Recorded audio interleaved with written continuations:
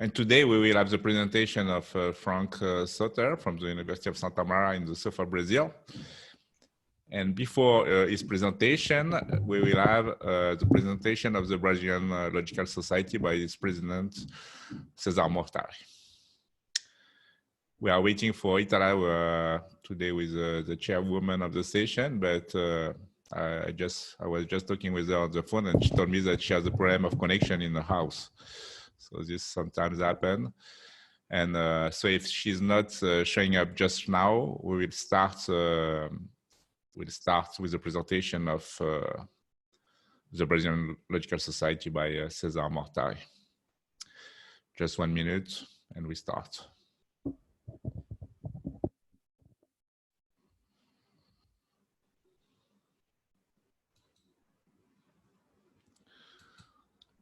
Because the idea of this webinar is for each session to have a talk and also to have a presentation of an organization of logic related to the subject of the talk or to the country of the speaker, which is the case today. So this today's Brazilian session.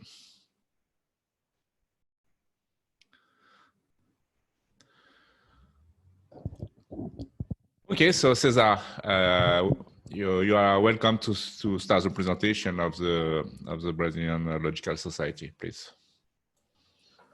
Good morning, afternoon, good night, good evening, everybody. It's nice to be here. I was hoping that Itala would be there because she has been with the Brazilian Logical Society since the beginning and certainly knows more about the history than me. But anyway, let me share my screen with this website of the Brazilian Logic Society. Let's see whether that works. I hope it does work. Yeah, okay. So this is the site, www.sbl.org.br, if you want to look for more information. The Brazilian Logic Society, as you can see here, was founded in 1979. It's Center for Logic and Epistemology and History of Science of the State University of Campinas. At the time, Professor Oswaldo Porchat was the chairman of the CLE, Center for Logic and Epistemology. He was my studies advisor when I was there doing my master's degree. Well, here are the directors, and call your attention to the founding direction. Newton da Costa, whom you all know, was the first president of the society. What else can I tell you about that? A bit of the history. Well, here. Sorry. Back again to the here. We're affiliated to some societies like the Association for Symbolic Logic and so on. And the Brazilian Logic Society, the main thing that we do is to organize the Brazilian Logic conferences. And here we have a list of all the conferences that happened, beginning in 1977. It was the first one. And in some of them, you can access the website of the conference and see the program and so on, abstracts. The next one is scheduled to happen in Salvador in 2022. Actually, it should have happened last month, but we postponed the conference on account of the pandemic. We thought it would be better to have a conference where people are in person there, not online. So we hope it will happen in Salvador in 2022, April.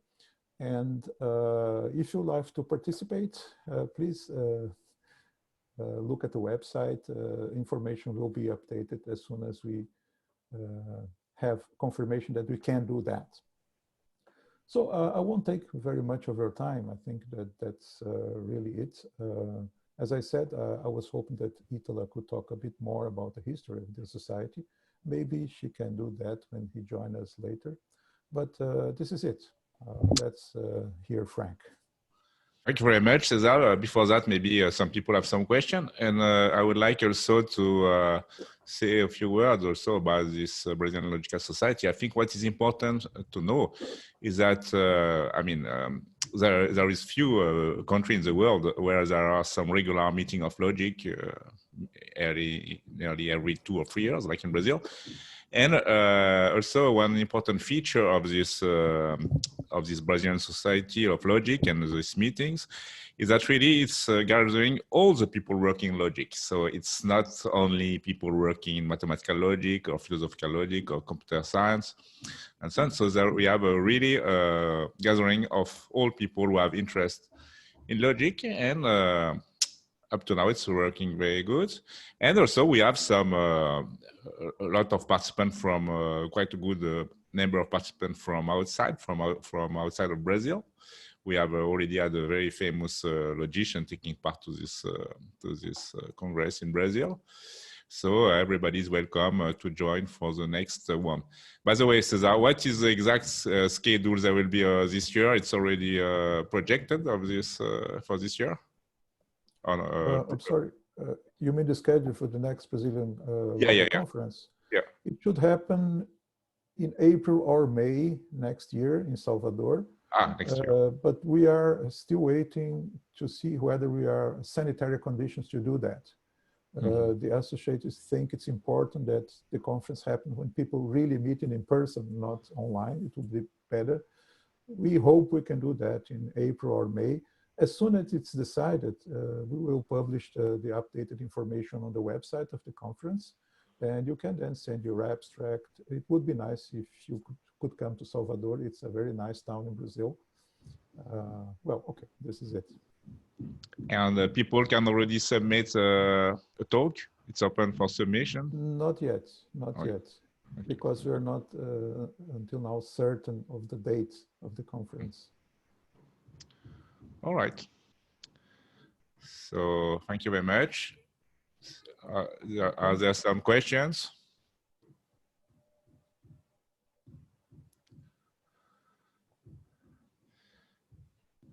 If there are no questions, we'll start the talk by Frank Sautter, who is a professor of logic, philosophy and logic in the University of Santa Maria in the south of Brazil, state of Rio Grande do Sul.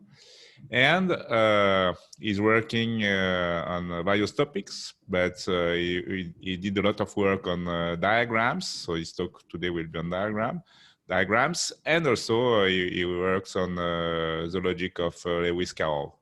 By the way, we will have I took the opportunity to say that we will have a special session about Lewis Carroll logic, which will be in the second part of this year, on October 13 exactly, by Amirouche Moktefi, and with the participation of the Lewis Carroll Society. Okay, Frank, so you can start, please. Thank you for introducing me to audience, Jean-Yves. I can say a bit more about my formation. I wrote a master thesis on finite sets 25 years ago, and 20 years ago I wrote a PhD thesis on Gödel's ontological argument. And in the last 10 years, I'm working with trying to improve well-known diagrammatic methods, mostly for syllogistics. And I will present to you 4 of them. Share my screen. Can you see? Okay. I will present 4 diagrammatic methods for syllogistic, mutilated Venn diagrams, dual of Carroll diagrams, Gardner diagrams, Gardner-Pierce diagrams and an application of Gardner-Pierce diagrams to the antilogisms of Christine Lett. Okay. First, the expression mutilated is not an exotic expression. It is used in puzzles about board games. So let us try and experiment with a Venn diagram without identification of the terms. Using the conventions of Venn diagrams, what can we infer from this diagram without identification of the terms? Well, we can infer that there is a universal affirmative proposition at the left, the moon. There are two universal negative propositions, at the center and above at the right, two vesica pieces. There is a middle term. We can recognize that this circle at the top represents the middle term. We can say that it represents a syllogism, and we can say also that it represents a valid syllogism. In fact, in the mnemotechnic, it represents Kellarent, Cesare, Camestres, and Kamenes.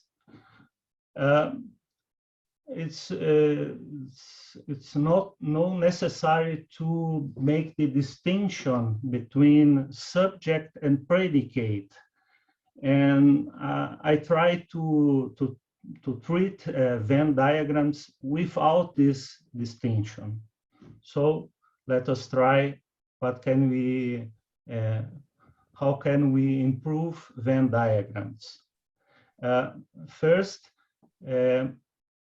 Ramsey and also Van Heijenoort say it in different ways, that the distinction between subject and predicate, at least for syllogistics, is of no logical relevance.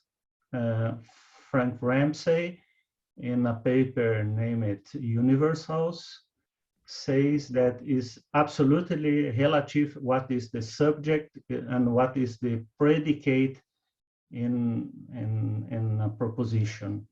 And Heijenoort, in a paper named Subject and Predicate in Western Logic, identifies three senses of the distinction between subject and predicate. And the third is the distinction that is used in Aristotelian syllogistic, but the only that has logical relevance is the second. So for syllogistics, both say that is all of no logical relevance, the distinction between subject and predicate.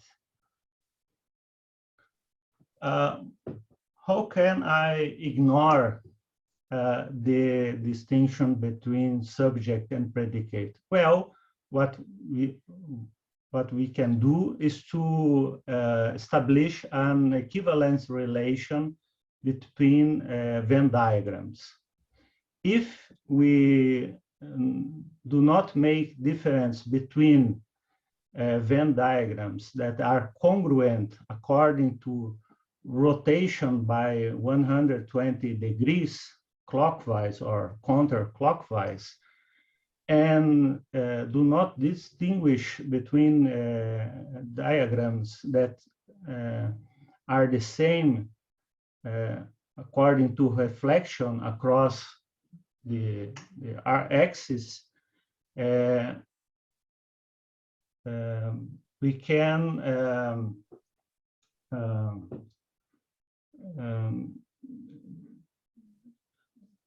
disconsider, do not take into account the subject-predicate distinction. A further improvement is the representation. One defect of Venn diagrams, a little defect, is that we can, there is only one mark for the particular proposition, and a mark that uses only one area, and the universal propositions need to be represented as marks at 2 areas. So a further improvement is to have only one mark for each proposition. One mark for the presence of object that expresses particular propositions, and one mark for the absence of objects that represents universal propositions. And this is done putting the mark on the circumferences. Another improvement is to mutilate the diagram. We'll show you in the next slides. The result is that with the equivalence relation, with the representation of presence or absence of objects with a single mark, and with the mutilation of diagrams, there are only 6 valid diagrams without existential import. One of them, Bocardo, needs information about the mutilated area. This is an exception.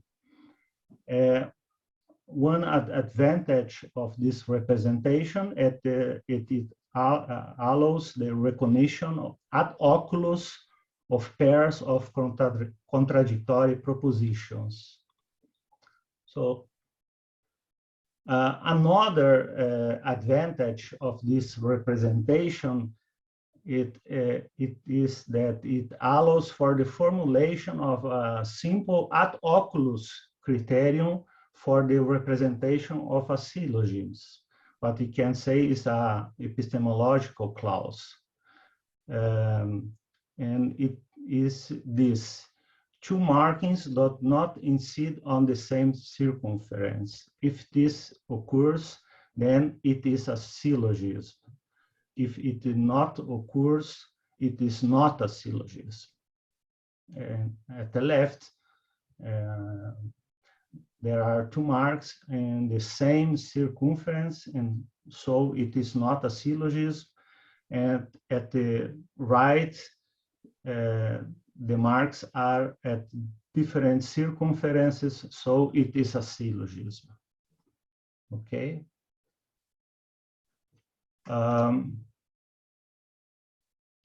Here are the 6 valid diagrams with the equivalence relation, with mutilation, and with the marks at the circumferences.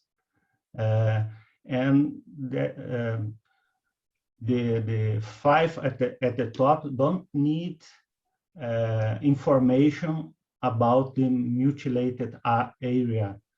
The only that need information about the mutilated area corresponds to Bocardo.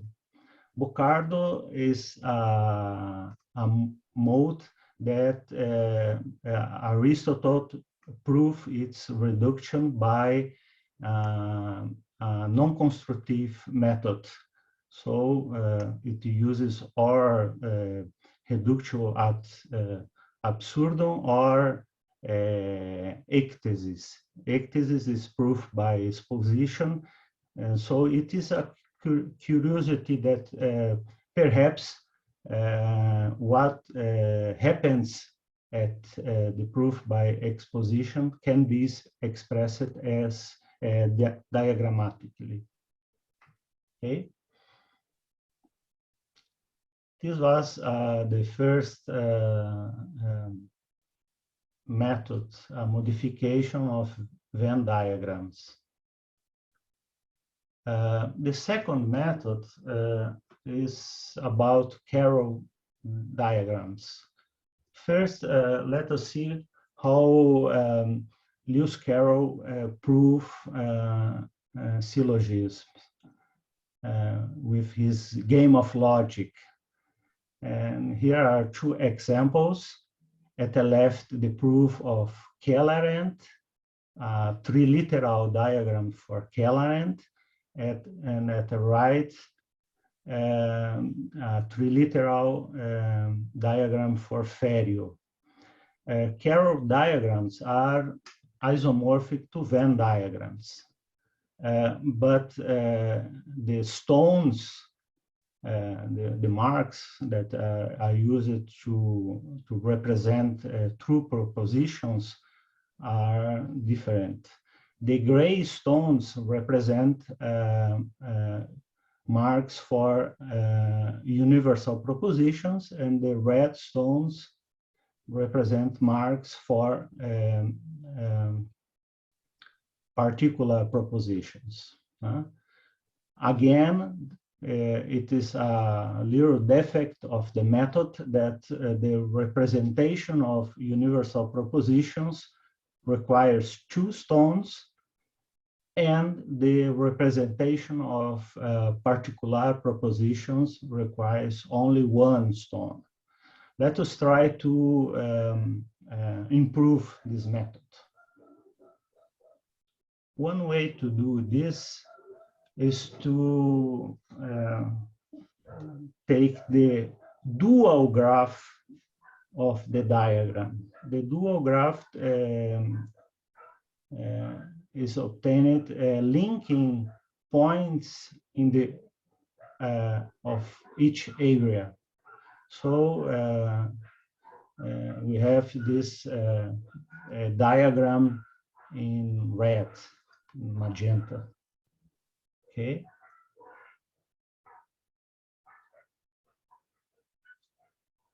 Let us see. Kellerant,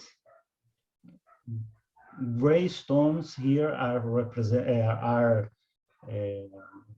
changed for gray straight lines. Okay. And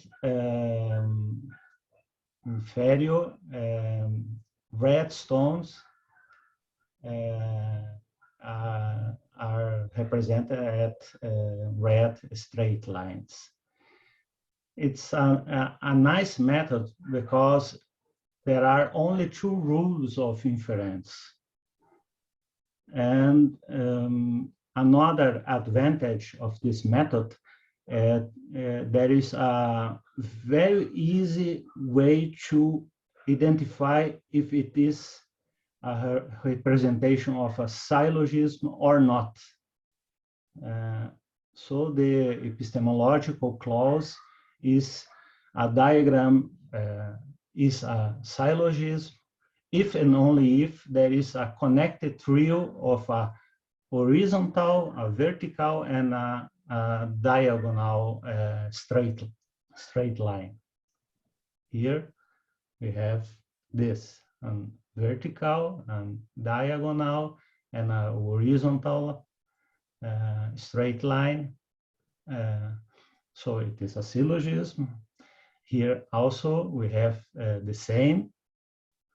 And the rules of inference are the following. One rule is for the universal syllogism.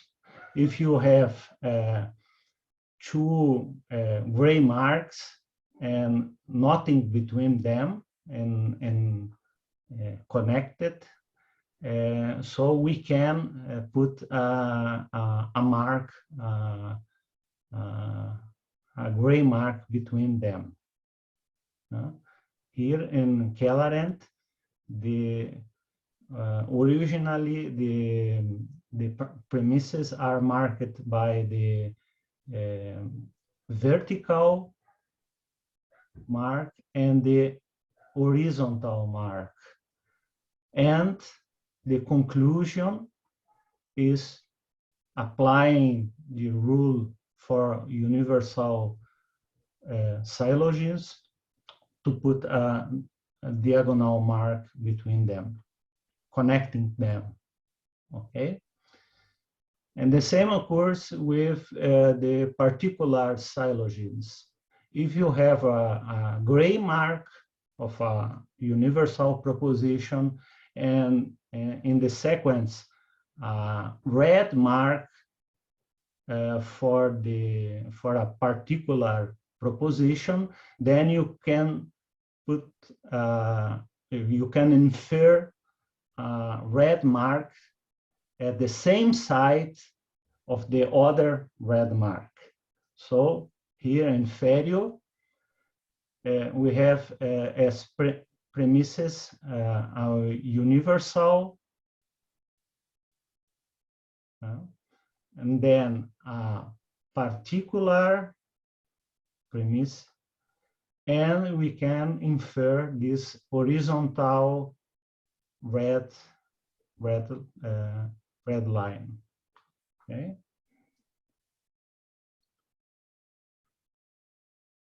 This was the second method. Really easy to apply.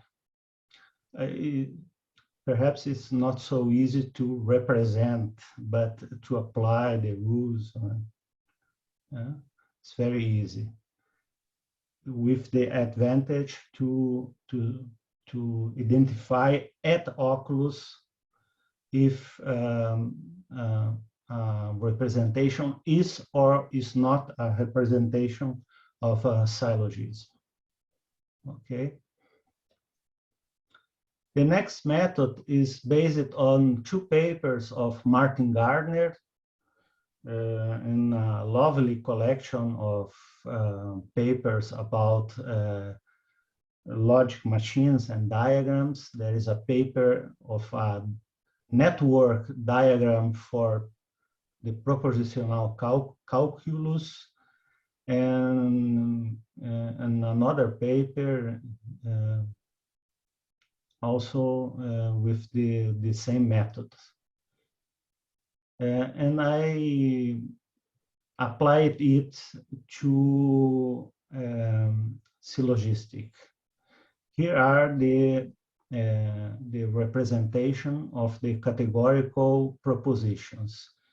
And is, in my point of view, a very natural representation. For me, it's one of the best and simple methods for test the validity of syllogisms.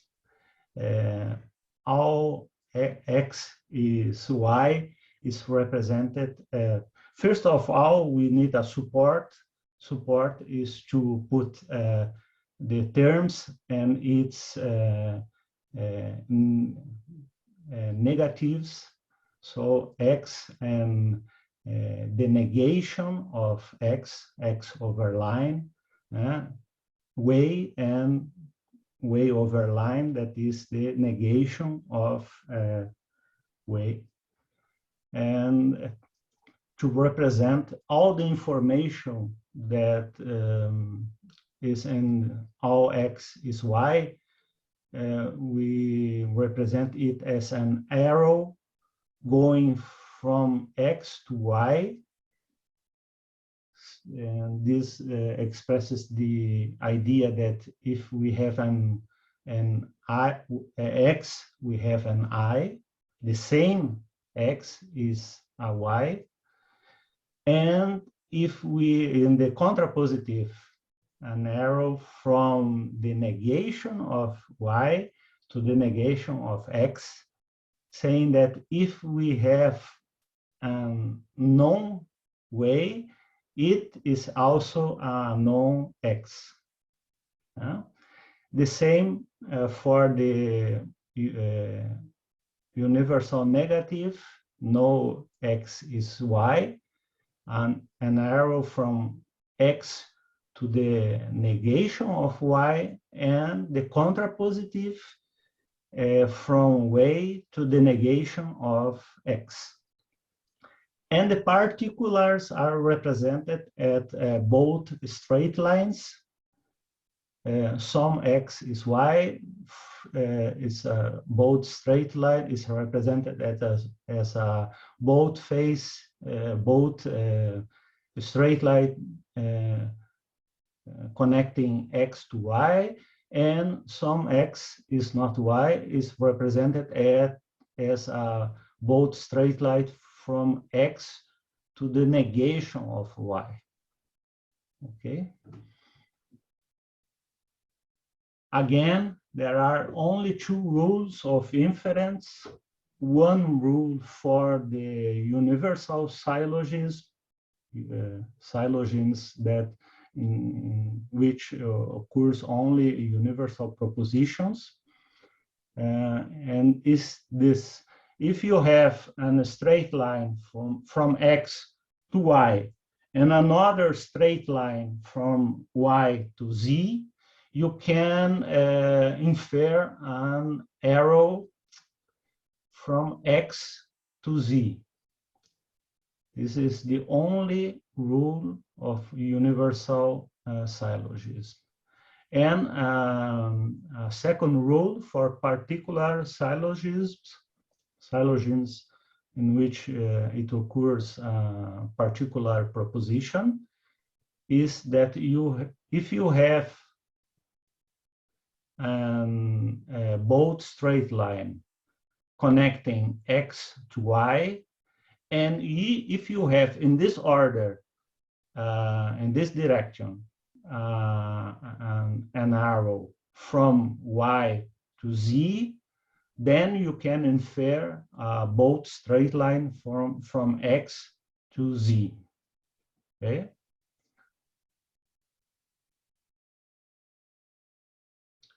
Here are two examples, one of universal syllogism, valid syllogism, Kellerant, and the second, a valid particular syllogism. So if we have here an arrow from S to M, and an arrow from M to the negation of P. So we can infer an arrow from S to the negation of P.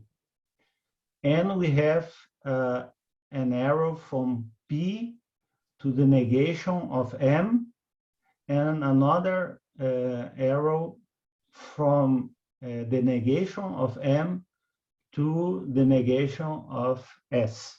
So we can infer an arrow from P to the negation of X.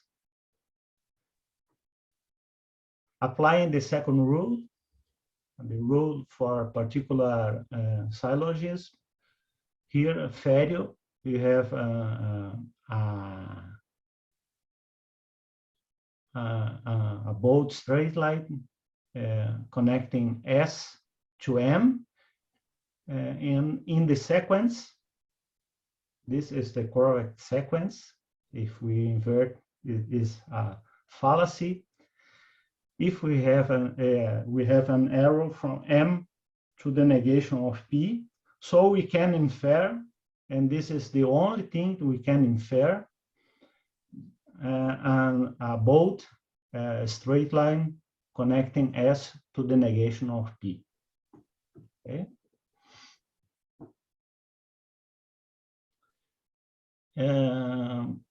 For existential import, we can mark with a circle the term whose existential import is presupposed, and add a third rule saying that if a term has existential import and there is an arrow from this term to another term, we can infer a bold straight line representing a particular proposition between the two terms. Okay. Here is an example.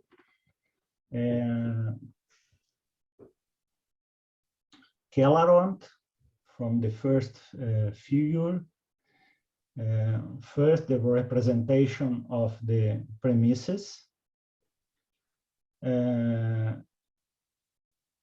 From the representation of the premises, we can infer the conclusion of Kellerant, and then add the existential import to S, for example, and applying the rule for existential import, conclude a bold straight line between S and the negation of P, that is the particular negative conclusion. But we can also apply the existential import. This is ignored by traditional syllogistic because it takes too seriously the distinction between subject and predicate. But we can also take the existential import of P and applying again the rule for existential import to conclude a particular negative proposition, some P is not S. Okay? You can see that this is right with a Venn diagram at the right bottom of the screen. Okay.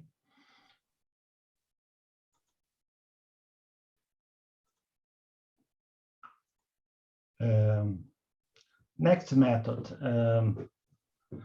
One of the defects of this is very simple, is a very simple method, this of Gardner Diagrams.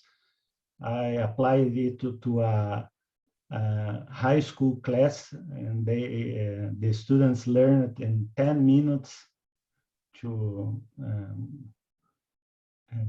identify which syllogisms are valid and which are not. Okay, but has a defect. Again, the universals are represented by 2 marks, 2 arrows, and the particular are represented by only 1 mark, about a straight line. So let us try to fix this little defect. And this is done with an idea that I obtained from Peirce existential graphs. In particular, in the beta system of Peirce existential graphs, Peirce introduces lines of existence, which with the negation represented as a closed figure here as ellipsis, and with conjunction represented as conjoint representation, we can, with these 3, represent each of the categorical propositions. In beta system, some S is P is represented at a line of existence connecting S to P. The particular negative is represented at first negating P and then connected with a line of existence S to the negation of P. And again, we can ad oculus determine the contradictories. The contradictory of some S is P, is the universal negative, is simply to take an additional cut surrounding the particular negative, affirmative. And the same with the universal affirmative, simply to cut the particular negative. Okay?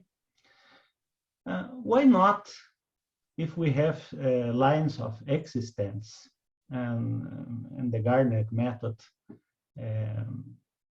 the representation of particular propositions, if is with the line of existence, why not introduce a line of non-existence? Okay, and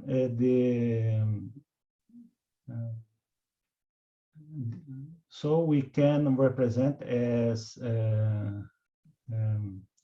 dashed lines the non-existence. It simply says here that there is no S that is P, and the representation of the universal affirmative is that there is no S that is not P. Okay, but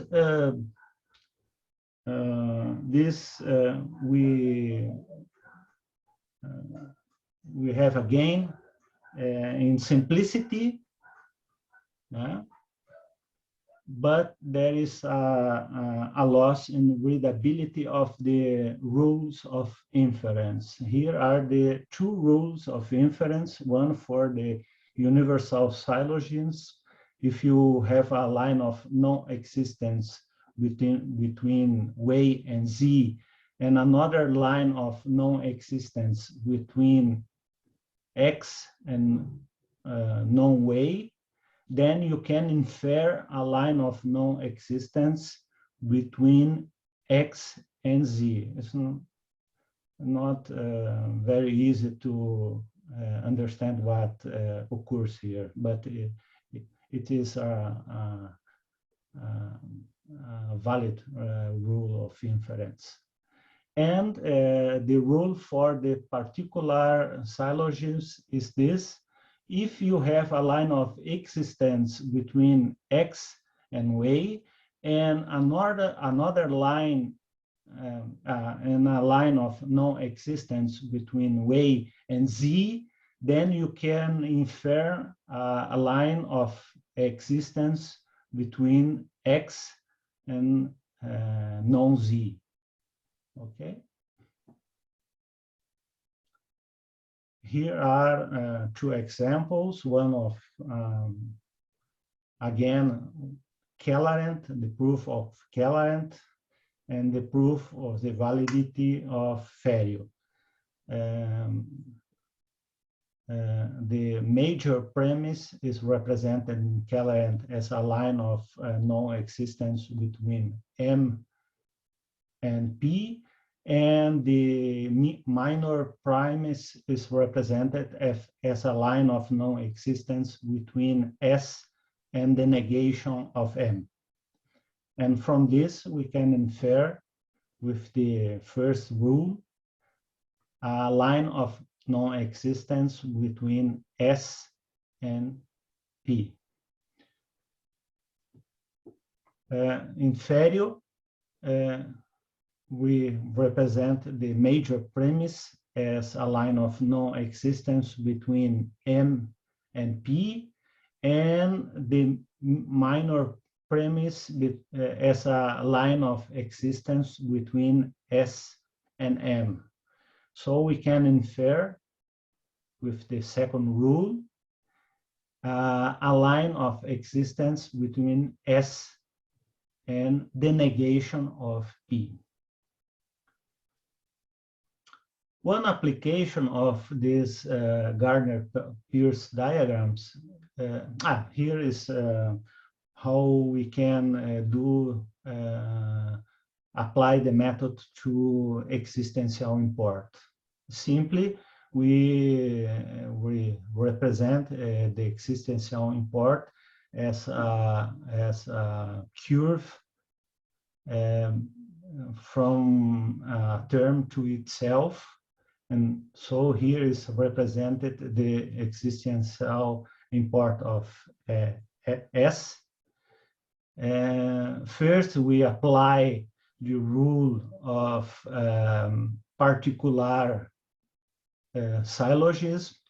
We have a line of existence and a line of no existence. So we can infer a line of existence between S and M, and then apply the rule for particular syllogism.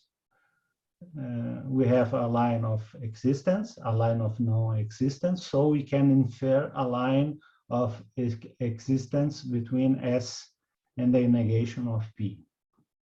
Okay. In the last section, I will apply these Gardner-Pierce diagrams to let antilogism. Christine Led wrote at least 2 papers about his discoveries on the algebra of syllogistic. The first one is a resume of his doctoral thesis on the algebra of logic. Here, his surname is only Led because he was not married at this time. And the second corresponds to critiques. She wrote a paper later with his married surname, Led Franklin. What is an antilogism? An antilogism is a collection of the premises and the negation of the conclusion of a syllogism. If we take an antilogism, there is only one rule, and this rule is expressed algebraically to determine if the corresponding syllogism is valid or not. If 2 of the propositions are universal and the other particular, and if that term only, which is common to the 2 universal propositions, has unlike signs, unlike signs is algebraic language. It means that or the two signs are positive, unlike one is positive and the other is negative, then and only then the syllogism is valid. Okay, so in an antilogism, the distinction between premises and conclusion is irrelevant. What we have is not an argument, but what we have is a collection of propositions. So it's irrelevant the distinction, which is the conclusion, which are the premises. Taking this into account, if we take the Gardner-Pierce rules and do not distinguish between premises and conclusion, the 2 rules of Gardner-Pierce reduce to the rule of the antilogism. Here is the rule for universal syllogisms in Gardner-Peirce diagrams. We have a line of non-existence between Y and Z, and we have a line of non-existence between X and the negation of Y. And in the Gardner-Peirce method, we can infer a line of non-existence between X and Z. What we have to do to obtain an antilogism is to negate the conclusion. So let us negate the conclusion. To negate a line of non-existence between X and Z is simply to take a line of existence between X and Z.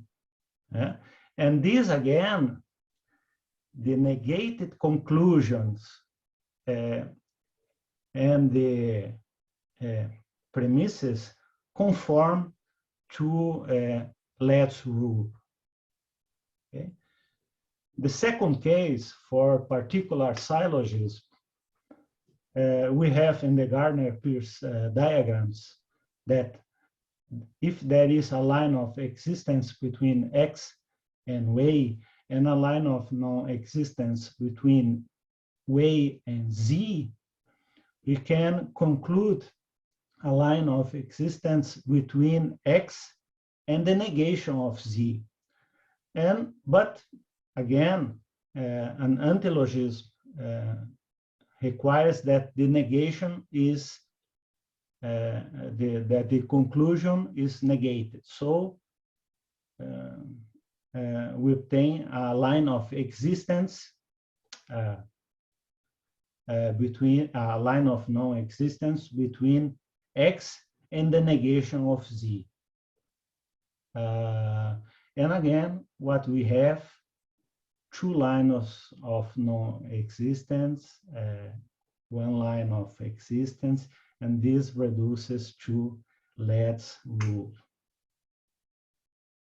Here are the four formal fallacies that we can incur in Gardner-Peirce diagrams. Thank you.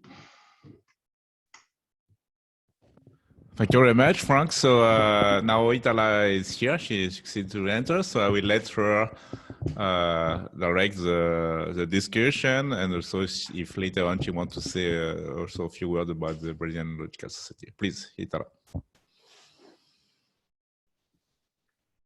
Okay. Good afternoon, good morning. I'm very, very sorry because since 10 o'clock in the morning here in Campinas, the internet access fell in the region of my house. And so I couldn't access the meeting. I tried during half an hour, but just only 20 minutes after the beginning, I could access the meeting. I'm so sorry. Jair, I don't know if you have introduced Cezar Mortari, the Brazilian Logic Society, and Frank.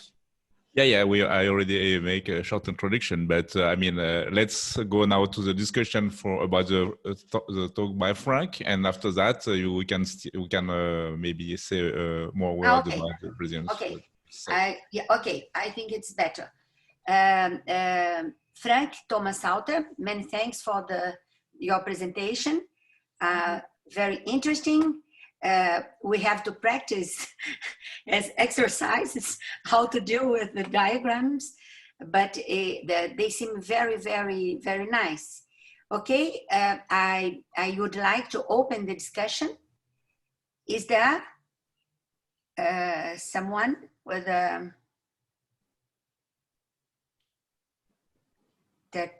who would like to discuss, to ask something Professor to Frank? Itala, Yes. there are two questions that Dr. Rachapa Galali sent to me via email. So via email, not in the chat. Not in the chat, yeah. Not in the chat. Okay.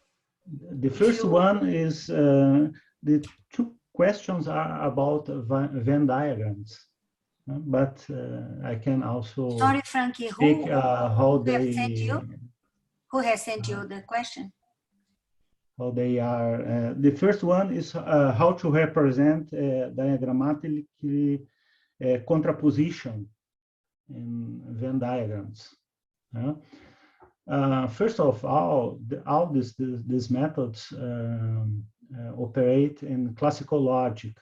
So not only the principle of third excluded holds for propositions, but it also holds for terms, predicate negation. So if classically a condition, a proposition and its contrapositive are equivalent, so the representation in Venn diagrams and in these other methods is absolutely the same. Okay, this is the answer to the first question. We have to postulate a principle of third excluded, not only for propositions, but also for terms. There is a paper in the Journal of South American Philosophy by an Argentinian logician, Carlos Alchurron, in which he treats of about this the holding or not holding what occurs with the logic if we do not sustain the principle of third excluded for terms. I also have a paper in it is in Portuguese, but there is a paper in the Portuguese Journal of Philosophy where I treat the diagrams for infinite judgments, Kant, infinite judgments, and one of the solutions, if the principle of third excluded does not hold for terms, is to duplicate the circles for each term. We can, it's not so easy, but we can represent as expanded Venn diagrams where each term is represented by two circles, one inside the other. Okay, and in the second question is about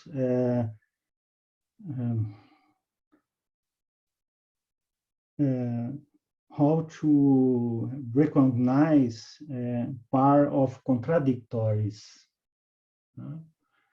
in Venn diagrams. This is, in my point of view, a defect of Venn diagrams. It is not easy to recognize ad oculus the pairs of contradictories, because universals are represented as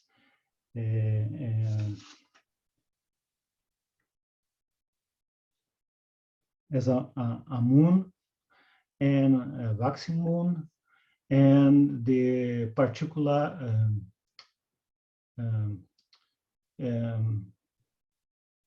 or vesica pieces, and in the particular are represented with absolutely different mark. So one of the improvement of this all these methods that I produced was to better represent these logical properties of the propositions when two propositions are contradictory one to another and so on.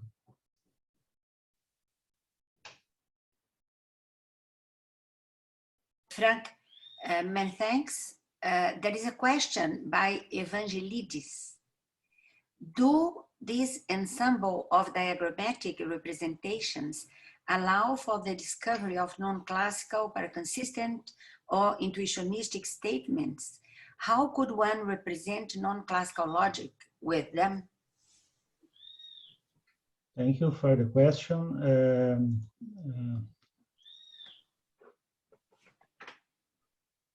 For example, if the principle of third excluded for terms does not hold, we have a non-classical logic, and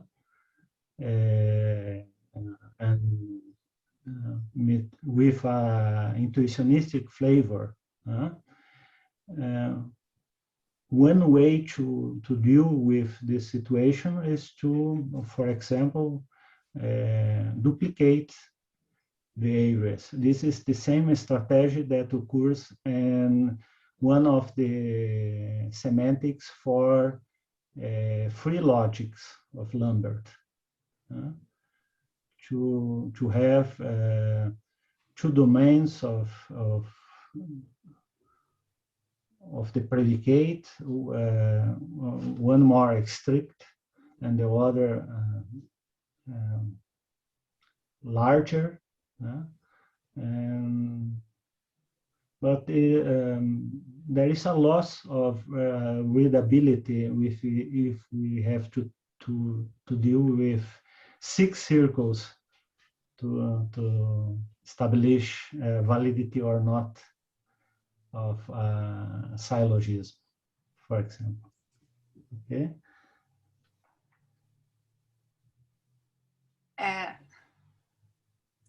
Evangelides, would you like to comment anything?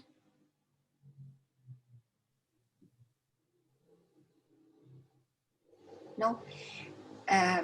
Frank, I have a comment concerning this question. You would have to adapt the diagrams and to redefine the rules in order to deal with intuitionistic or paraconsistent logics, for instance, because the syllogisms are distinct. The arguments obey distinct rules, isn't it? Yeah, I never tried it. Yeah, I never.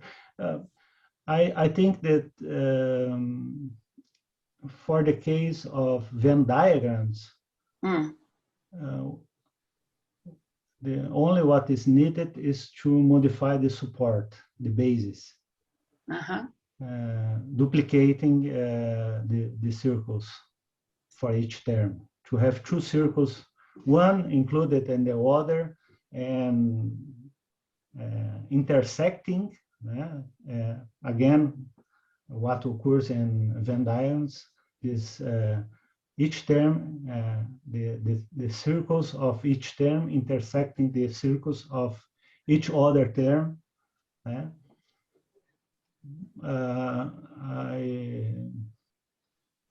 But I don't remember if we need to modify the rules or the representation of the true of the propositions. I remember that we have to modify the support, the basis. What Venn calls the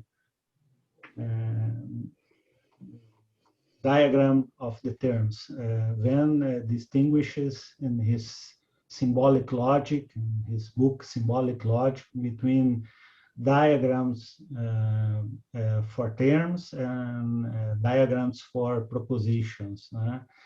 So the support, the circles intersecting one of the other are the diagrams for terms.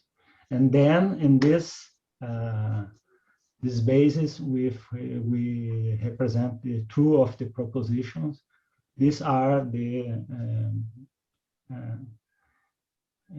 the diagram for terms with the representation of the true of the propositions if the diagram for propositions.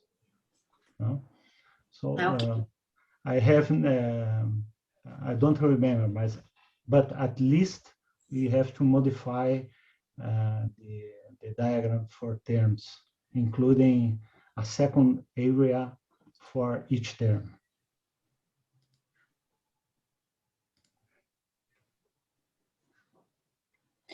Okay, Oksana has two questions. Maybe he could. Yes, hello. I would like to ask, well, first of all, thank you very much for your talk. It was very interesting, and I agree that the graphical representation makes things more clear, and you presented beautiful tools. And my main concern is that at least all except for the first approach seem to be just new ways of presenting the standard rules of syllogism, like all like we should have no more than one negative premise and so on. So is this right? Is this just a way of representing what we already know, or do those tools give us some principle in new methods that we didn't have with the standard rules of syllogism? And the second question, I guess I will ask after your reply. Thank you. Thank you for your question.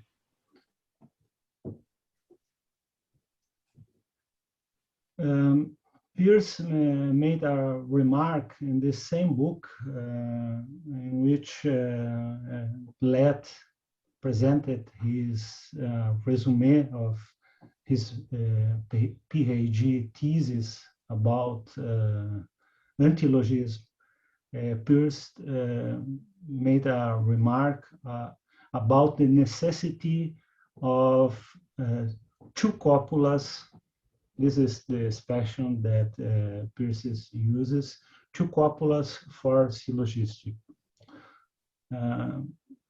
Apparently, there is no possibility to reduce to only one type of mark the representation of the propositions of syllogism.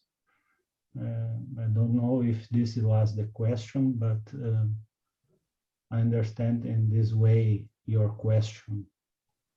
The question was whether you gave principle in new tools, or they are just making the tools we have better.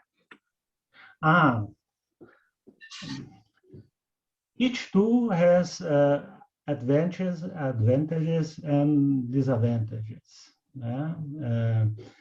Gardner diagrams, the rules are very easy and very natural. The reading of the arrow and the reading of the both straight line are very natural from my point of view. So the rules are very simple, but it has also its disadvantages.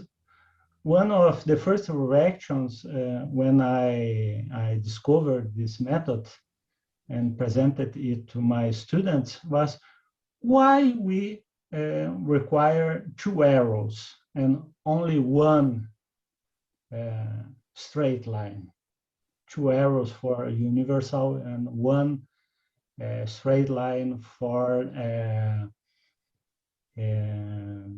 particular.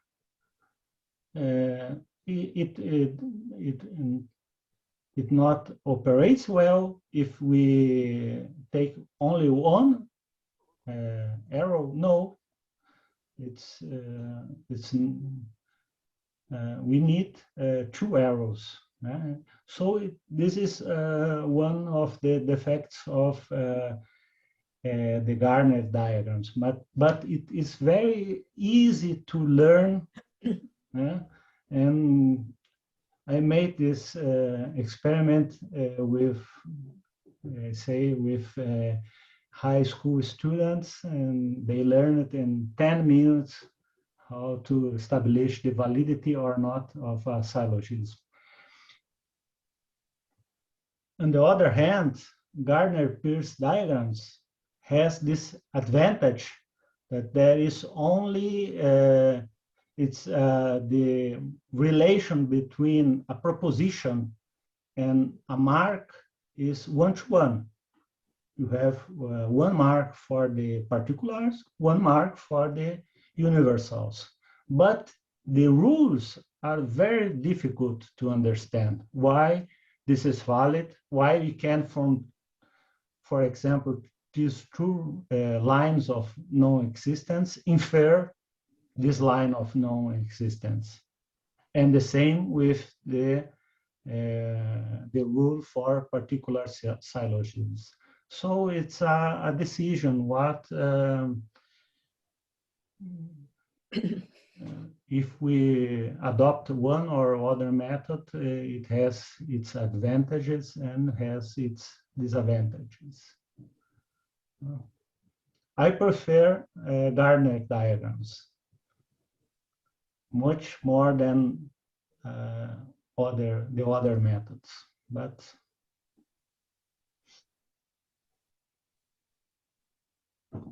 the other question? Thank you.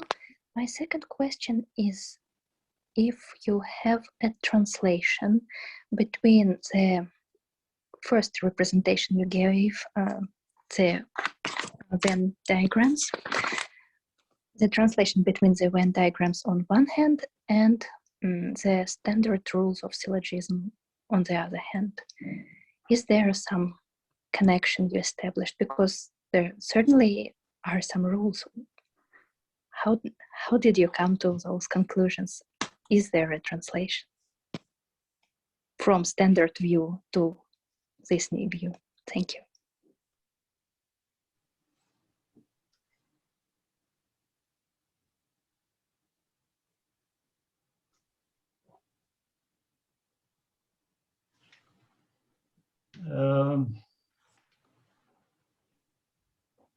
Perhaps one translation is the solution proposed by Franz Brentano, first to represent each categorical proposition as an existential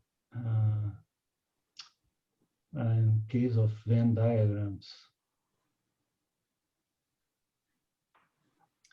But what are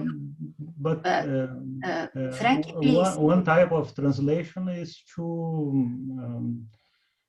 in the middle, put a representation, an algebraic representation.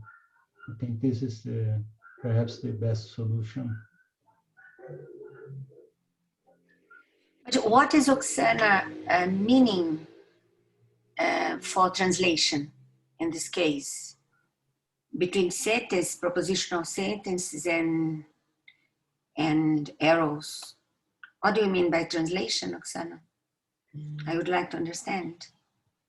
Well, in a perfect world, it would be some very formal system where there is a there is a set of standard rules of syllogism and a way to show each of those rules in Venn diagrams, a way to represent each rule, and vice versa, a set of rules of representing Venn diagrams, and a way to well, translate, to go from those representation to a certain rule from a set of standard rules of syllogism. But it doesn't have to be this formal. It might be just simply a connection between those two ways of reasoning. I hope I answered. It's a kind of observation. You would like to know if Frank has a proof that there is a correspondence between the two methods. This would be the question. This should be the question. Is that, Oksana? A kind of completeness. A kind of completeness. Both yes and no.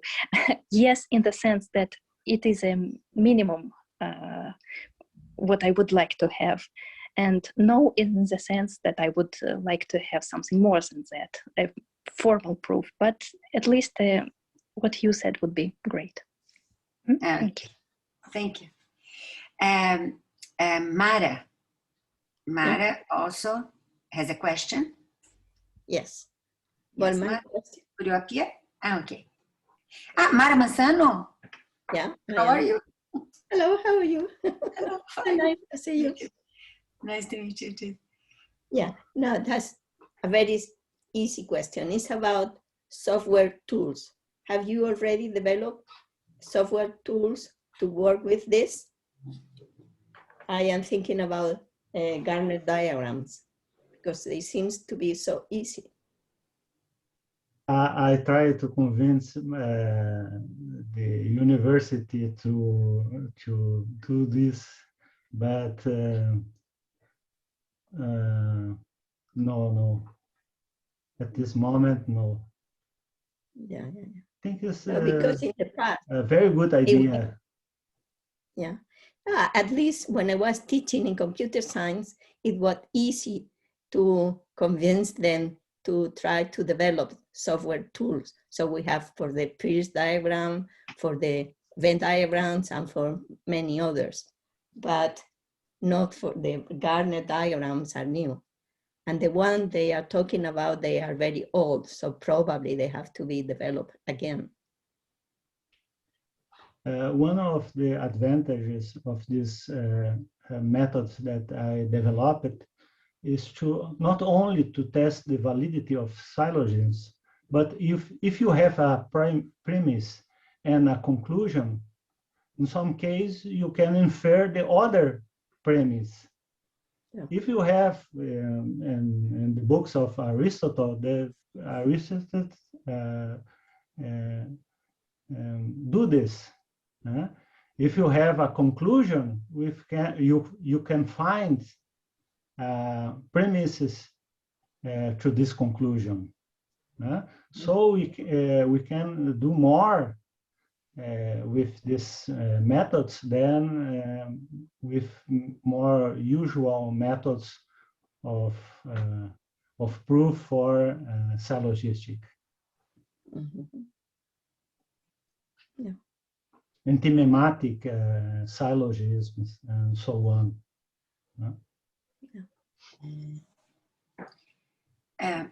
Mara, the presentation of the theory by this kind of diagrams seems very didactical, very interesting from the point of view of a easier comprehension for the students, it seems to me. So we have to find somebody to develop that. Yes. Any more questions? No, thank you very much. Thank you so much for the meeting. Amirush, would you like to say anything? There is an observation. Yep. Amirush. Hello, everyone. Do you hear me? Yeah. Yes. Okay, cool. Yeah, I just shared online the demonstrator that can be used for color diagrams at least. But otherwise, I will be happy to ask you a couple of questions maybe. Maybe, again, first of all, thanks, Frank, again, for your presentation. I read the paper with a lot of interest, and it's very interesting the way you manipulate different types of diagrams, and you kind of experiment with them, you introduce new tools and all that. So it's really fascinating. And what I would like to ask is about kind of the big picture. For instance, the first question is, imagine I have a syllogistic form now in front of me. Which method would you recommend me to use now? How do I decide which method among those you presented?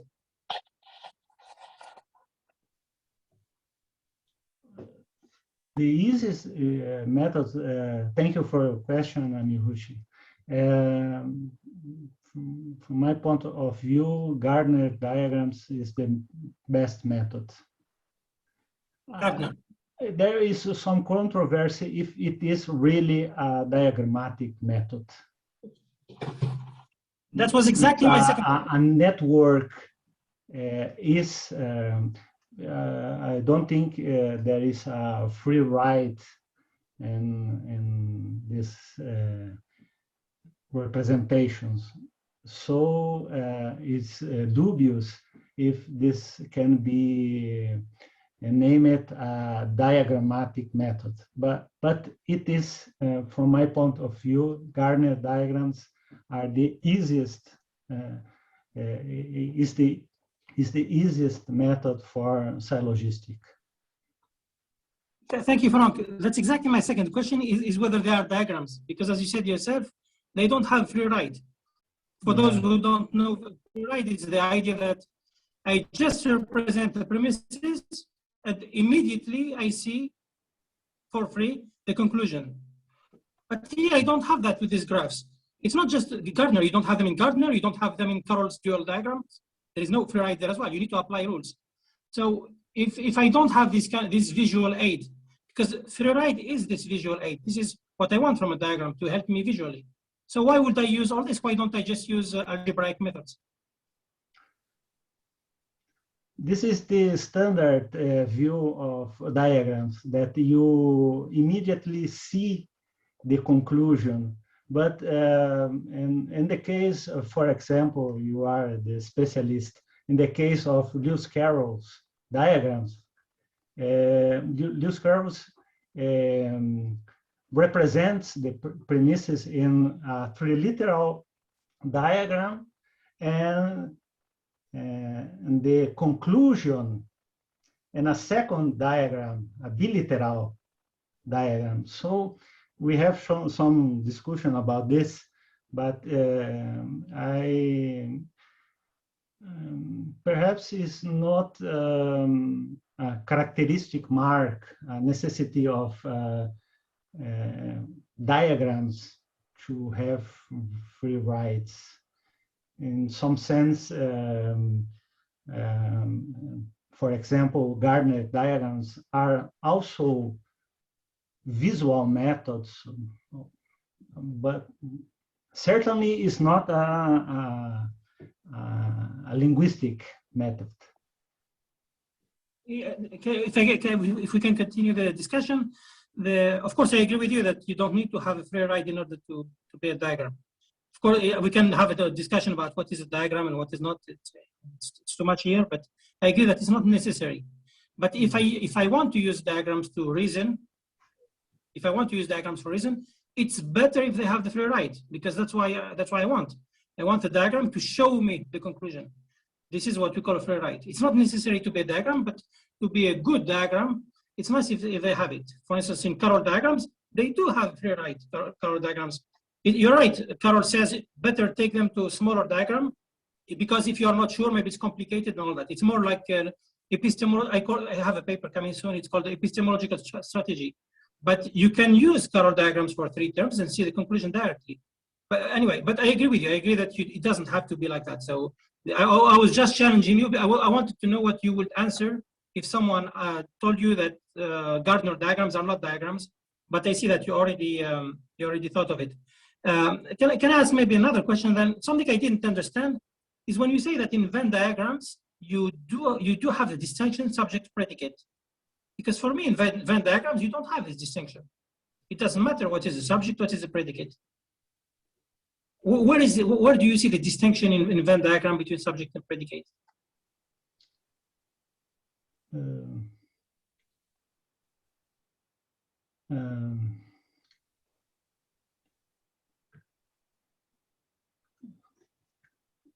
fact, you don't have the distinction between subject and predicate, but in practice, what you do is to distinguish diagrams, for example,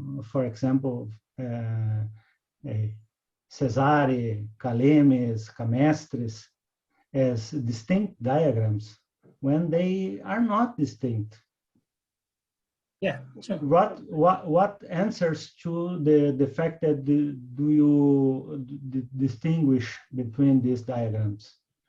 From my point of view, that the user introduces the distinction between subject and predicate when he draws the diagram. But you are right. Venn diagrams, it's of no logical relevance, the distinction of subject and predicates. Since you are nice. In practice, the people distinguish the diagrams. It's no reason to do this. There are only 6 diagrams that represents valid syllogisms. Another point is we need to make a distinction between the language of proof and the language in which the syllogism is originally produced. So sometimes it's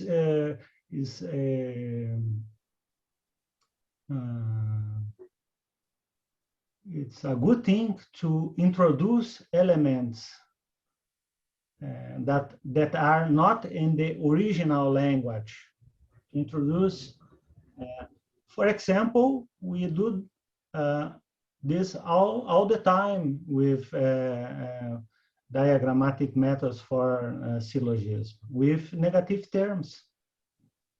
In reality, this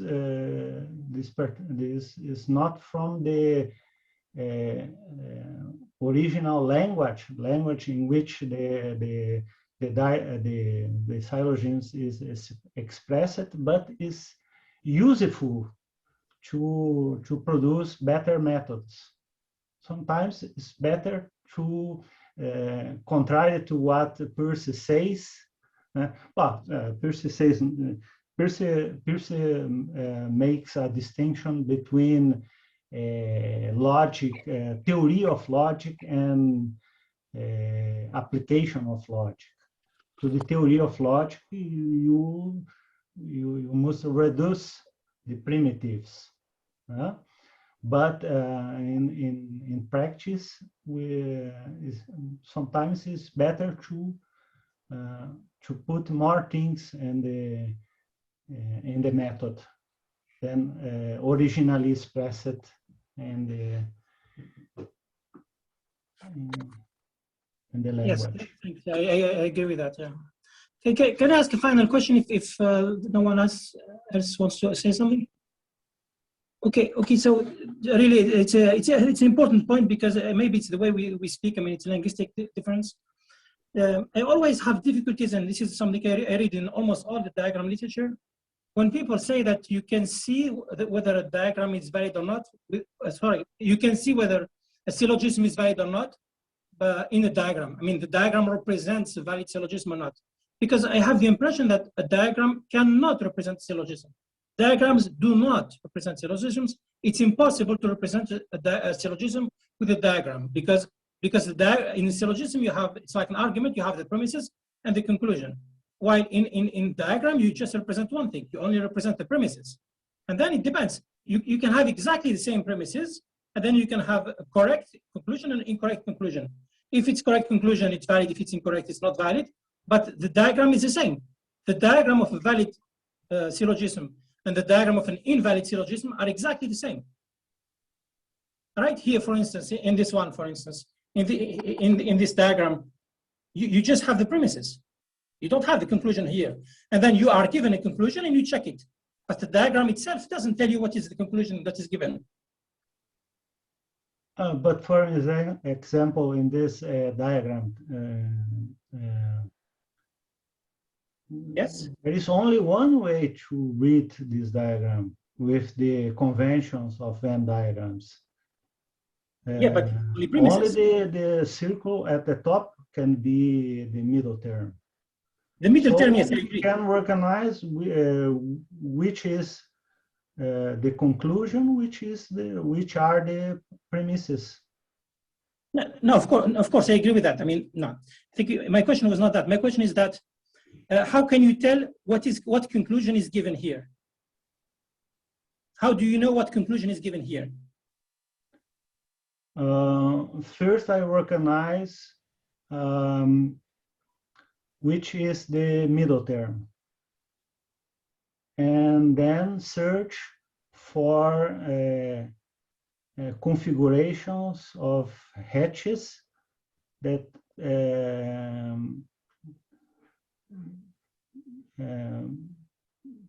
that correspond to one of the categorical propositions, but between the two other terms. Yeah. And then you find the correct conclusion. Yeah. But you can have exactly the same premises with a wrong conclusion. Someone can give you a syllogistic form with exactly the same premises and the wrong conclusion, right? It's possible. You can have, for instance... to represent invalid syllogism. Exactly. They have the same representation. No, you cannot. Why not? But in my methods, you can do this. You can represent an invalid syllogism and then say this is invalid because you cannot apply to two of the representations one of the rules that so that to obtain the representation of the conclusion. Perhaps this is a good idea to define, characterize what constitutes diagrammatic diagram. You also cannot represent. You can represent self-contradictory propositions, for example. Okay, I think that Amirucha and Frank could continue the discussion privately, because there are no more questions. We could go to the end of the meeting, but I have some words about the Brazilian Logic Society, the current president of the society, and about the speaker, about Frank Thomas Sautter. The Center for Logic, Epistemology, and the History of Science was created in 1977 at the very young University of Campinas, Unicamp. Clay fomented logical research in Brazil in a way that was unique in Brazilian academic history. And the center was the first interdisciplinary institution in the areas of logic, epistemology, and the history of science, the first institution in Brazil and probably in Latin America. Shortly after the creation of CLE, the Center for Logic, the first Brazilian Logic Conference was organized. It occurred at CLE in 1977, the same year of the creation of the Center for Logic. And on February 1979, 2 years after, the Brazilian Logic Society was founded in a meeting at Unicamp, at CLE, and its first president was Newton da Costa, one of the creators of CLE. And as you know, the current president of the Brazilian Logic Society is Professor Cezar Augusto Mortari, He's professor at the Federal University of Santa Catarina, Brazil. He has a bachelor degree in philosophy from the Federal University of Santa Catarina. He has a master in logic and philosophy of science from CLE, the University of Campinas, and a PhD in philosophy from the Eberhard Karls Universität, Tübingen, Germany. And his areas of interest are logic and philosophy, with emphasis on modal logic and possible world semantics. Professor Cezar Mortari, I apologize again, I was not online, presented himself as the president of the Brazilian Logic Society. And Frank Thomas Sautter is full professor at the Federal University of Santa Catarina, Brazil. I would like to say a few words. He received his bachelor degree in computer science from the Catholic Pontifical University of Paraná, Brazil. He has a first master degree in electric engineering and informatics from the Federal Technological University of Paraná, and he has a second master degree on philosophy from Unicamp, obtained when he was a student at CLE and the philosophy department. And he has the PhD degree on philosophy also from Unicamp. And I would like to say that I am very proud for having been the advisor of Frank's excellent PhD thesis.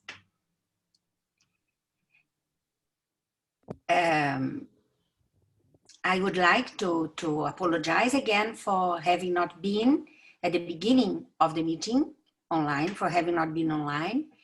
I would like to thank Cezar Mortari, Frank Thomas Sautter, Jean-Yves Béziot, and Antje Herbst, the Associate Editor of Mathematics, for her assistance and technical support.